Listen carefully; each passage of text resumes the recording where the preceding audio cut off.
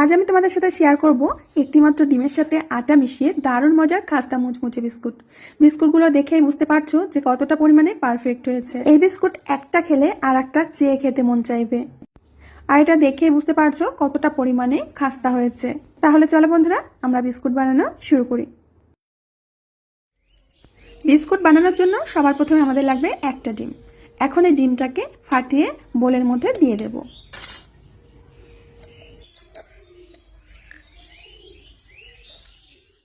এর সাথে দিয়ে দেবো 1 কাপ তেল। এই কাপ মেপেই সমস্ত উপকরণগুলো নিতে হবে।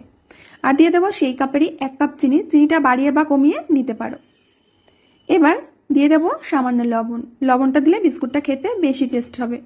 তো এবার সমস্ত উপকরণগুলোকে খুব ভালো করে একটু সময় নিয়ে এইভাবে ফেটিয়ে নিতে হবে। চিনিটা যতক্ষণ না গলে ডিমের সাথে মিশে যাচ্ছে, ডিম আর তেলের সাথে, ততক্ষণ পর্যন্ত কিন্তু এটা ফেটাতে হবে। বন্ধুরা দেখো, এখন এটা একদম ক্রিমের মতো হয়ে গেছে। এখন এর মধ্যে শুকনো উপকরণগুলো দিয়ে দিতে হবে।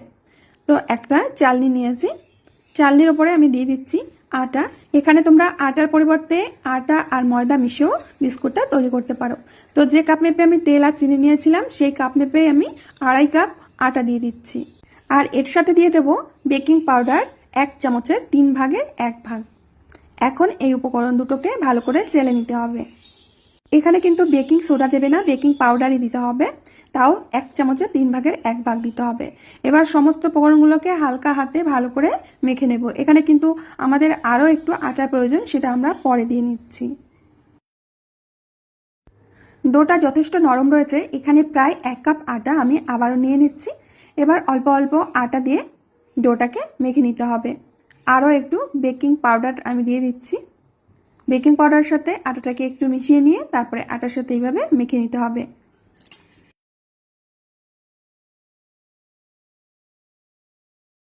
ডোটা আমাদের মেখে নেওয়া হয়ে গেছে। ডোটা ঠিক এরকমই হবে। এবার একটা প্লেট দিয়ে আমি ঢেকে এটাকে রেস্ট রেখে দেব প্রায় 10 মিনিট মতো। আজকে বিস্কুটটা আমি কড়াইতে তৈরি করব, এর জন্য একটা স্টিলের থালা নিয়েছি।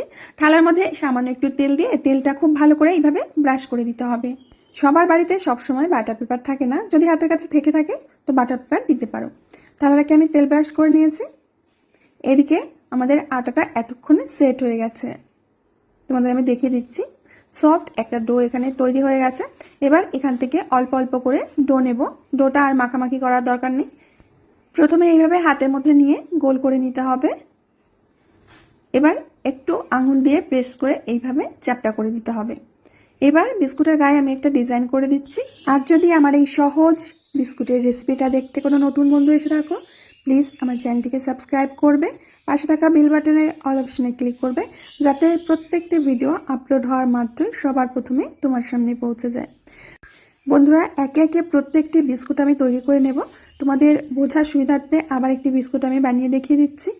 প্রথমে হাতের মধ্যে নিয়ে গোল করে এইভাবে একটু চ্যাপটা করে নেবে, তারপরে চামচ দিয়ে এইভাবে করে একটা ডিজাইন করে নেবে।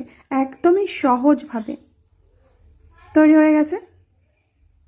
তো একে একে প্রত্যেকটা বিস্কুট আমি তৈরি করে নিয়েছি। এটা আমি উনুনে বেক করব, দেখতেই পাচ্ছ। আর বিস্কুটের মাঝখানে এরকম একটু গ্যাপ রাখতে হবে, তাতে বিস্কুটগুলো ফুলে বড় হয়ে গেলে একটা গায়ে আরেকটা লেগে যাবে না।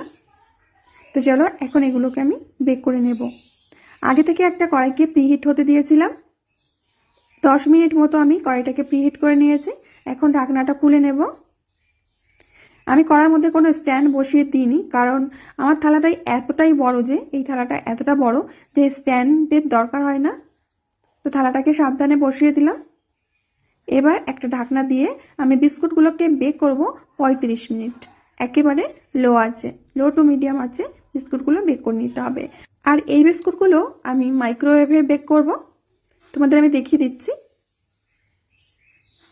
এখানে মাইক্রোওয়েভটা আমি প্রিহিট করে নিয়েছি 6 মিনিট। 6 মিনিট প্রিহিট করার পরে আমি বিস্কুটের প্লেটটা বসিয়ে দেব।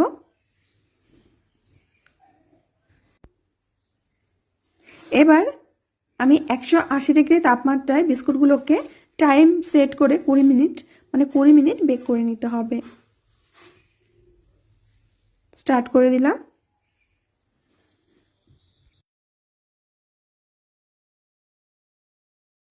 কুড়ি মিনিট পর আমি মাইক্রোওয়েভের বিস্কুটগুলো বের করে নিয়েছি।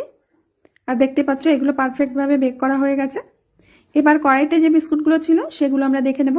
পুরো 35 মিনিট পর আমি ঢাকনাটা খুলে নিচ্ছি। দেখতেই পাচ্ছ এগুলো পারফেক্টভাবে বেক করা হয়ে গেছে।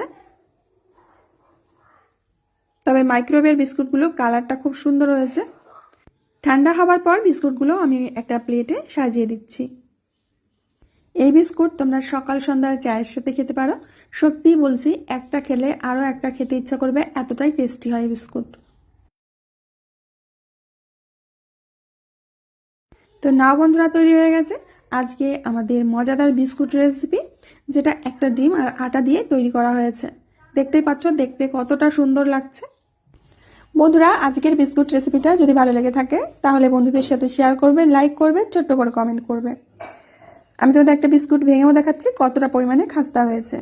তো বন্ধুরা, আমি আজ এখানে বিদায় নেব। আবার আসবো নতুন রেসিপি নিয়ে। ততক্ষণের জন্য সবাই ভালো থেকো আর সুস্থ থেকো।